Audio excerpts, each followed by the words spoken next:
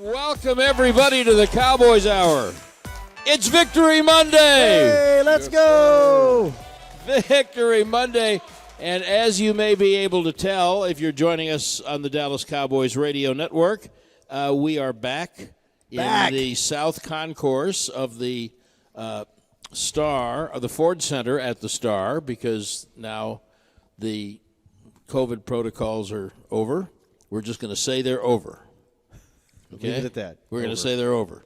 Cedric Wilson's in them, but we're going to say they're over. Cedric was with us earlier in the year. And so we welcome those of you who found your way here. We're delighted to have you. We would be remiss if we didn't say a special thanks to the people who are here every week, this loyal little band who has created the Victory Monday fan club. And we love that. We have signs with our pictures on them. Well, Brad, we have more than signs, too, don't we? We're official members of the not-so-official Cowboys Hour fan club. That's exactly what it is. And so what's in these bags that these people So they were so kind to, one, we got a you'll be very familiar with this, Osa. It's a bottle of monkey butt, and then something that's very unique that Brad, you and I are going to have to coordinate our outfits. And so we shall. We have personalized socks with the Cowboys Hour logo and our faces firmly printed all over them. We will be coordinating those and wearing those. Thank you very much for the early Christmas gift. We appreciate that. We appreciate all of you joining us on the Cowboys Radio Network and or streaming live to digital whenever during the week you're watching on DallasCowboys.com. Thank you very much for being here on Victory Monday.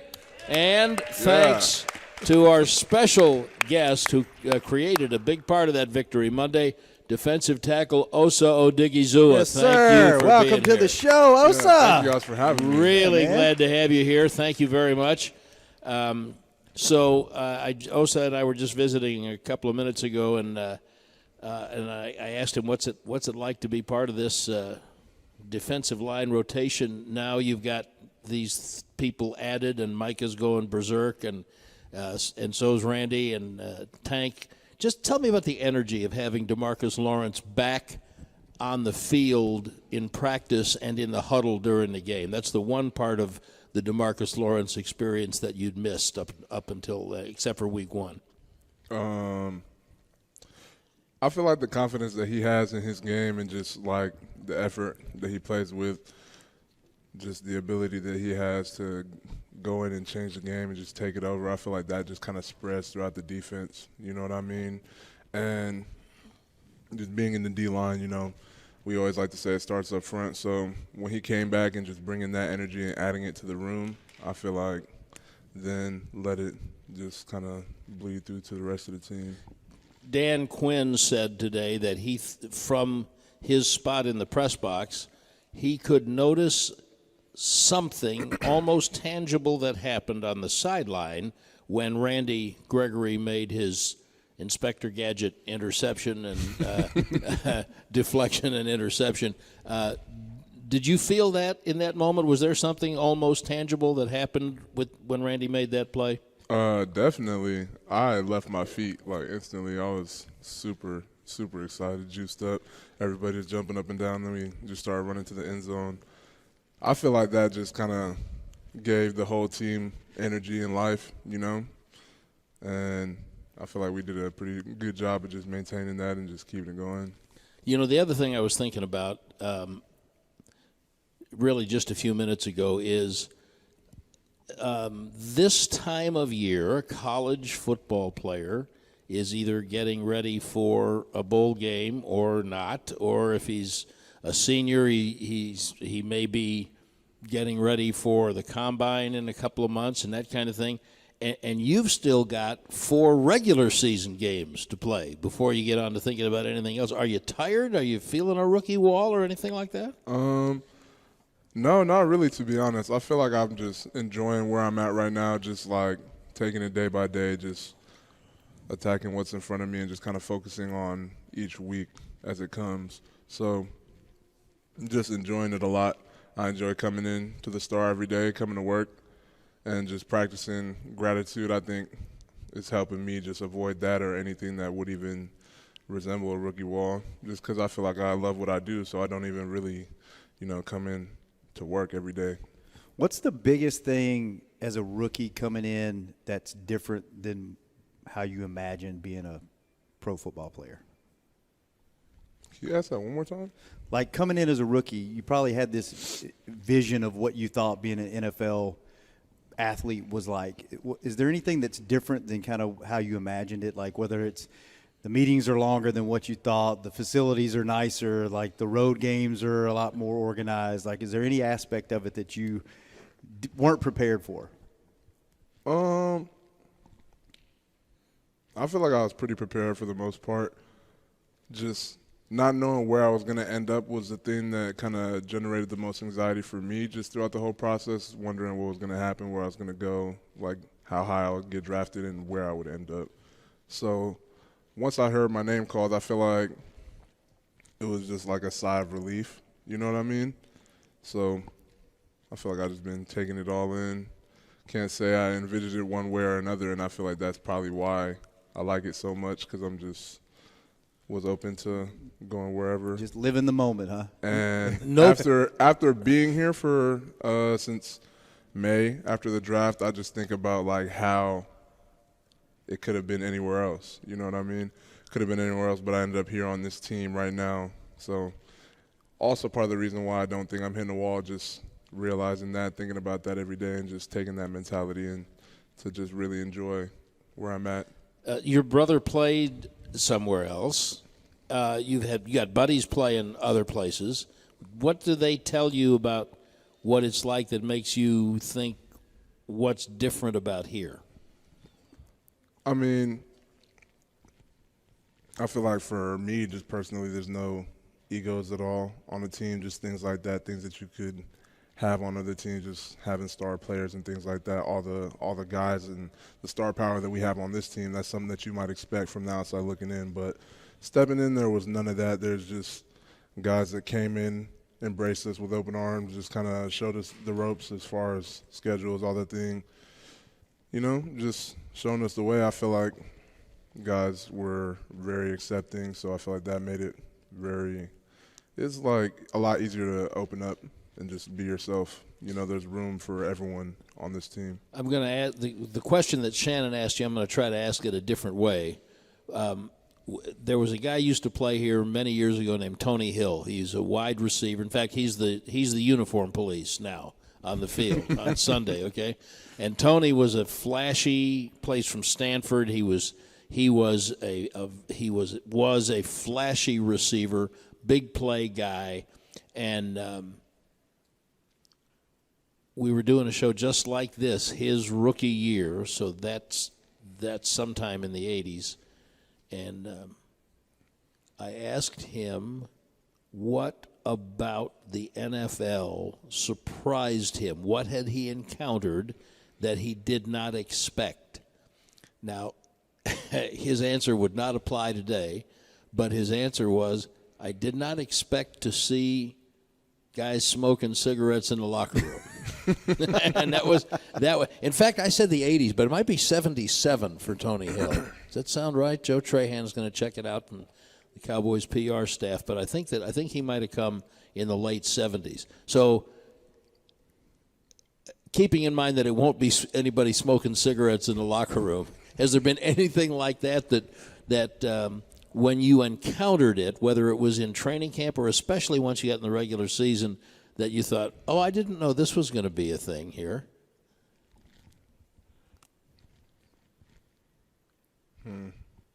It's okay to say no if there's No, if not there hadn't really. been I'm anything. trying to think. I'm like, nah, not really. Well, that's good then. I guess what year? 77 was 77. So I guess things normalized. All right, let's go to the rotation that we were visiting about a minute ago. You've got Neville Gallimore back. So refresh my memory. Before he got hurt in Phoenix, were Neville and Carlos the first team tackles for most of camp? Yeah. And you were rotating in behind Neville. Yeah. So, and there are other tackles on the team and good ones, but boy, he was really powerful yesterday. And I'm envisioning the two of you playing together for several years. And I think Carlos had a great year and been an important part of what you're doing. I am envisioning the two of you young guys playing together. Are you the same positional guy, or can you play together in this defense? We could definitely play together in the defense. Say why. Just the similar build and just ability. You know what I mean? Like, Nev could play a shade. He could play a 3-tech. Same with myself. So that leaves room for us to be on the field at the same time.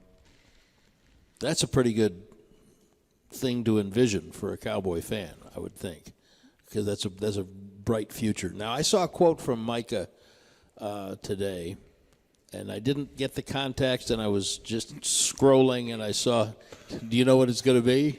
The NFL isn't that hard? Yeah, you saw it too. Yeah, I mean, is he?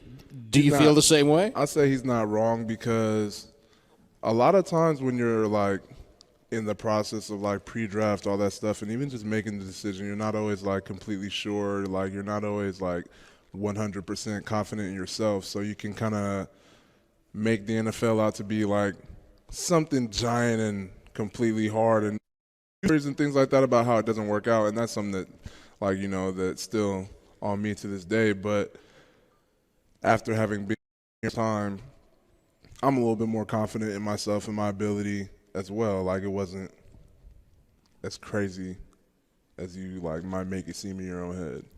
I think we need big banners put up in the locker room. The NFL isn't that hard. I wonder how that would go down. I'm just envisioning the busts of Tom Landry and Vince Lombardi talking to each other in Canton right now, trying to figure out if they can wrap their head around the NFL not being that, because they tried to make it hard. We are delighted to have one of the bright young lights on this Cowboys defense, Osa Odighizuwa, with us this evening on the Cowboys Hour.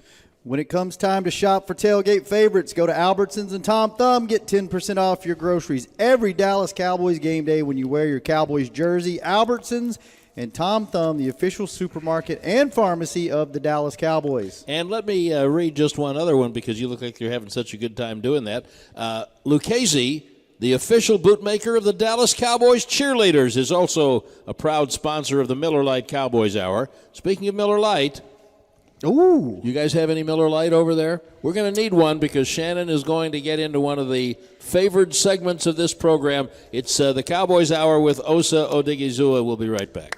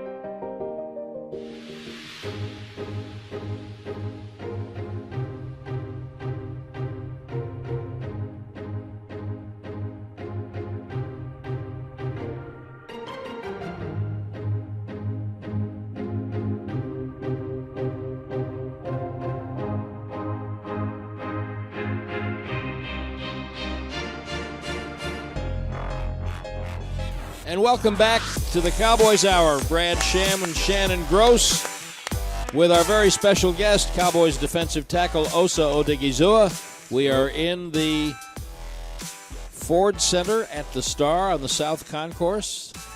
I'm a little jet lagged. I had to stop thinking, put all of that in the right order. When'd you get back in, Brad?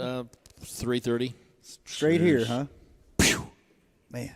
Right in. Someday, Osa, God willing, all of the COVID protocols will be lifted, and I'll be like Shannon and flying home with you guys. That would have been very nice. Mm-hmm. But we're thrilled to be able to be there because last year nobody went anywhere. Mm-hmm. And this is better. Lots better. This is so much better. Now, if you're watching on DallasCowboys.com, you can see right next to Shannon's chair, it's actually a little closer to mine, but there it is. It's a beautiful, cold Miller Lite, which Shannon's now opening because why is this happening now, Shannon? Because it is time, Brad, for our Miller Lite moment of the show.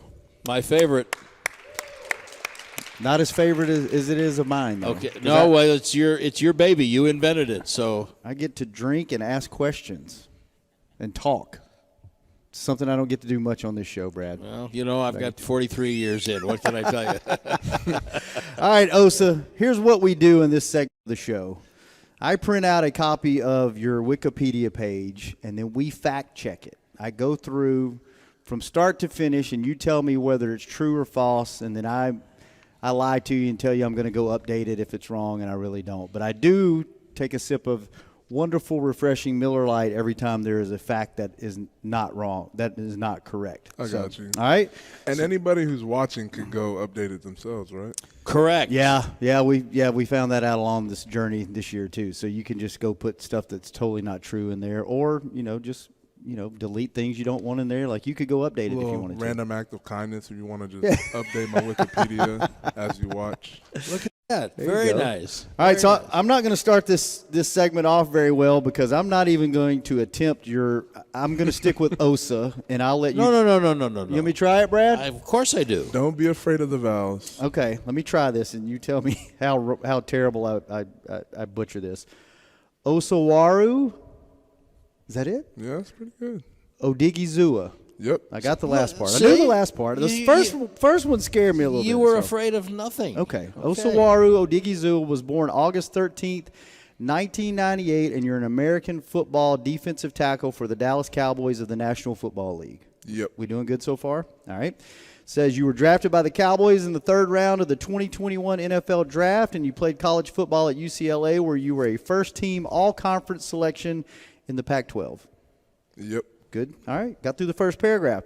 Odighizuwa attended David Douglas High School, where you were a two-time Defensive Player of the Year and received Prep Star All-West honors as a senior. Prep Star All West. I don't know. Like, what is that? I don't know. We'll say it's good. No, we'll say it's wrong. That way I was waiting for that. Come on.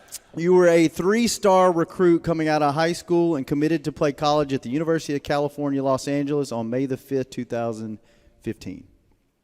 This is when I committed the day? That's what it says. I don't know. Okay, we'll say true. that one's wrong Yeah, too. no, I don't that's- remember what day it was. Benefit of the doubt. And this one is very interesting. It Probably says, pull receipts up on Twitter, though. yeah. Let me know about that later. I'm not going to. You're not. Okay.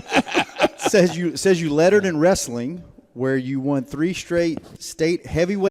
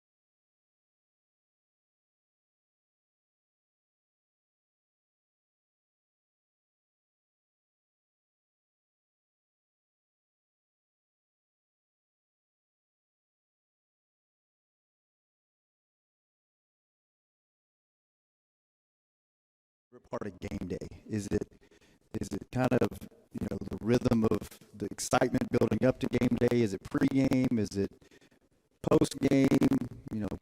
What's your favorite? There's so many different aspects that I think people don't.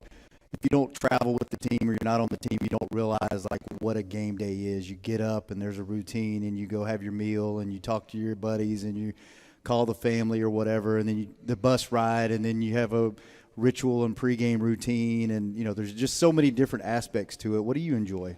I feel like the build-up is probably one of the most fun parts, but then just like the game itself, I'd say that's probably the thing that I enjoy the most is just the game itself. That hour when we're out there on the field, nothing else matters. We're just in the moment with the team, just having a good time. This game was, Brad, I don't know what it looked like from the booth, but from the sideline, it looked like 85% Cowboy fans in the stadium. But there were a few really loud, mouthy Washington football team fans right behind the bench, and that bench is really the bench and the stands are really close in this stadium. Yeah, and they were chirping at you guys. What all were they saying to you guys? Y'all were having a little bit of fun there at the end of the game with them. Honestly, I wasn't even listening to the guy. Like he was just yelling and his mouth was moving a bunch. I just thought it was kind of funny. Well, you will come to find. I don't know. Did anybody? Nobody hates UCLA, do they? No. I mean, yeah, SC a maybe. A lot of people actually. Who hates UCLA? USC fans. Yeah, but that's just SC. But I mean, what you will the lights that were there were. That was really weird because I was looking at you. I was like, "Am I about to black out?" We were having some, for the benefit of our radio audience, we were having some issues with the lights in here, and now they've just suddenly started to come on. The lights are coming on. Maybe that is a good portent for the entire football team. The lights are coming on just in the fourth quarter of the show and the season, the whole thing. You will experience, especially as your team continues to be good, Cowboy hate in the East Division cities. Now, Washington hasn't been very good for a while, and the Giants are struggling right now, but there's a lot of Cowboy hate in New Jersey, and there's really a lot of Cowboy hate in Philadelphia. Yes. So you will experience that, and then I'm going to ask you again after those two games, how does that compare to what you experienced at UCLA? But the one thing that does exist now that didn't in years past is social media. You can be exposed to it on Twitter and what have you. What social media platforms do you devote some time to? Well, I mean, I have Instagram, Twitter, Snapchat. Don't really do much on Snapchat. Instagram posts. I feel like that Instagram is probably the one where I'm the most active. Twitter, just kind of like scroll through, look for memes, funny videos. Have you encountered some Cowboy hate on Twitter? Oh, yeah. Like after I said the stuff about Brady, I was getting a ton of hate. I have thick skin, though. I'm not really tripping off of anything that anyone says on Twitter or anything like that, or Instagram, people commenting on my posts or anything like that. Go ahead. I could respond to it, but that's probably going to make their day, so just. Very wise young man. You a TikTok guy? Yeah, but I don't, I made a couple, but just, it's really like throwaway videos that I post on TikTok. Just like, who knows, maybe this will go viral. If not, who cares? And then I just scroll through there and look at funny videos. That's what TikTok is for. Yep. I hated TikTok. I resisted it for the first however many months, and then I was like, all right, I need to do this for work. And then once I started, I can't stop. I'm addicted. Definitely a bathroom app. Yeah. Thanks for that visual. Okay, we are rolling.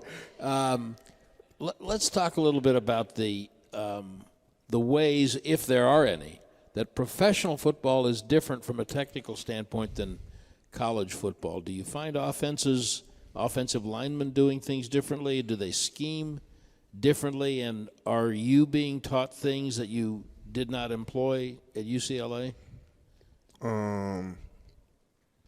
I feel like it's pretty similar for the most part. The way that we scout teams is a lot more technical and detailed. Like things that we didn't do at UCLA, like we never would have like looked at TV copies and stuff like that. It's mainly stuff that they just do like schematically wise plays, but like we would never look at a TV copy in the team meeting, you know. And why do the coaches feel that there's value in watching the TV copy? Just to give you things that you might hear, like on game day, as far as like communication and stuff like that. So you're not just watching that; you're listening to the audio as well. Yeah. Yeah. See, that's interesting. That it goes down that far. And do you find that the technique that offensive linemen use is pretty much the same as in college? Yeah, it's pretty similar. We study. I feel like my personal study has gone up just by like how I look at offensive linemen as well. Like I looked at them in college a little bit differently, but now it's like we break it down very, very detailed, and the way that we're taught to look at them kind of helps you just build a plan throughout the week. Who has been most instructive in helping you be more efficient at watching tape? Our D-line coach, of course. I watch film with him, like just when we have like one-on-one, just kind of helping me things to look at. If I have any questions, he's very good about answering them. If I want to see some film, like he puts together like folders and cut-ups and stuff like that. So shout out to AD, my D-line coach. What about on the other side of the ball, offensive linemen? Are there any guys that spend a little extra time with you at practice or after practice, talk to you about technique or talk to you about certain things? I haven't really tapped into that just yet, but I think that's something that I want to do more of in the off season, just like staying fresh. And I feel like getting better by, you know, just getting looks from offensive guys. Zach Martin, what's that like going up against him in practice?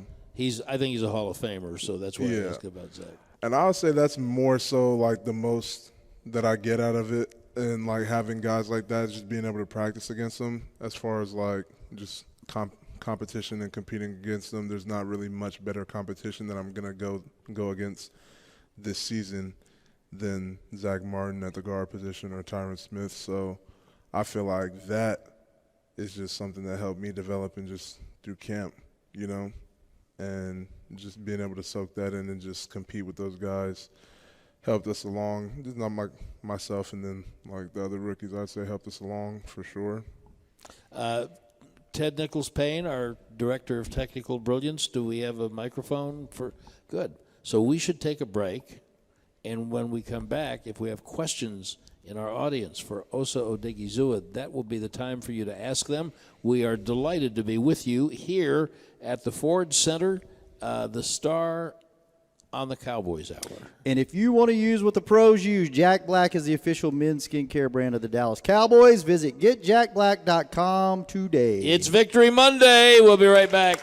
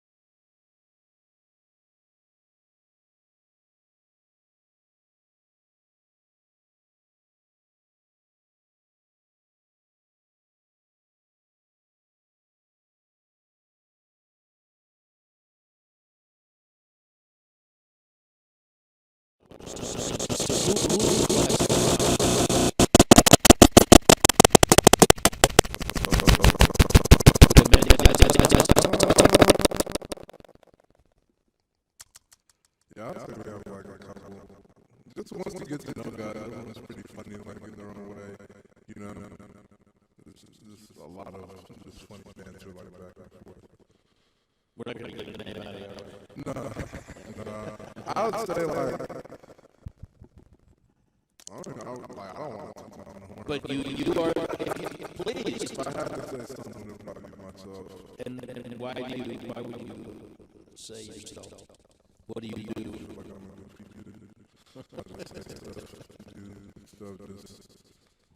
Just like random, funny. I feel like, and it's not even like to try and get a laugh out of people. I feel like more so to entertain myself. So it might be perspective.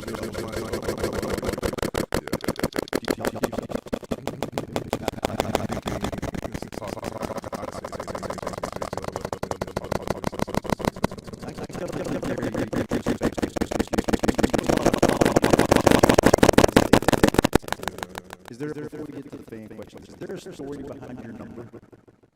Behind my number? No, I mean, Some guys have they gave me some. Why did you not like so? I just feel like for me personally, I feel like a lot number, you know, it made sense because I was 7'6", but just want to wear anything that makes sense.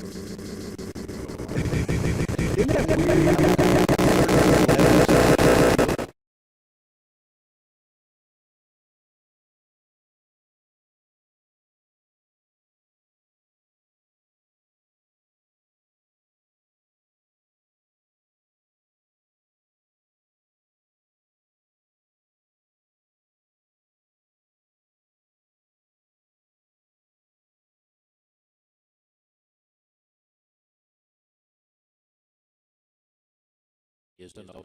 Don't put me. I mean, like, when you go against the line, these are people that you compete against it today, so it's not like I would want to be the nature of the position to defeat O-line. Did you coach ever play O-line also? I played Yeah. Was that in your So you just feel like you have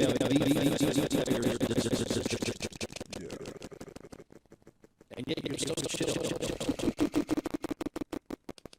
I mean, football feels right back to, you know, they display that and just like be that. Okay.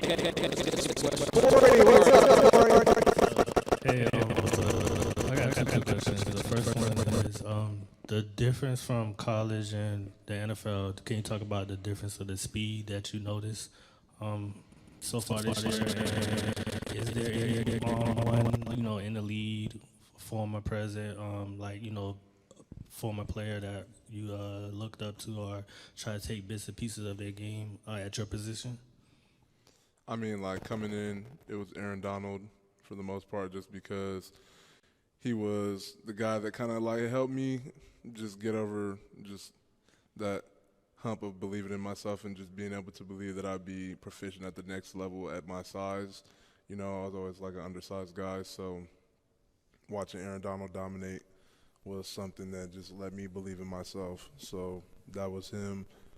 And now I feel like I just take things from, like, everyone. I like to watch just people doing well. Like, if there's a move that I want to work on, then I'll just look at a bunch of people doing that move well, not just one person. And everything I'll say, like,